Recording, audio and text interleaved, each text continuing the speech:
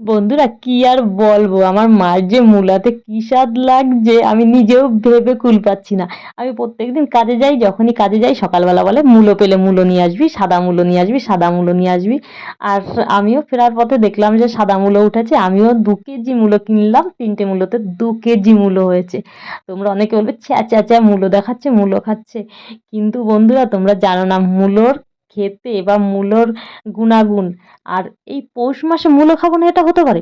আমরা যত মন্দিরে যাই, যত জায়গায় দেখি পৌষ মাসে মূলো দিচ্ছে ঠাকুরকে। পৌষ মাসে প্রত্যেক মায়ের মন্দিরে দেখবে মূলো দিচ্ছে, মূলো দিয়ে পুজো দিতেই হবে, অনেকের মধ্যেই নিয়ম আছে মূলো দেবে পুজোতে, আর দিচ্ছেও। আর আমরা খাবো না মূলো, এটা কি হতে পারে? আর আমিও গুনে গুনে বেছে বেছে 3টে মূলো নিয়ে এসেছি, বড় বড় দেখে মনে হচ্ছে আমার থেকে বড় মূলোগুলো। আর কত সুন্দর দেখতে, পুরো মনে হচ্ছে হাতির দাঁত। আমি তো দেখে অবাক হয়ে গেছি, আমি হাতির দাঁতগুলো কোথা থেকে আসলো, এখন দেখছি না না মূলো, হাতির দাঁত না তো।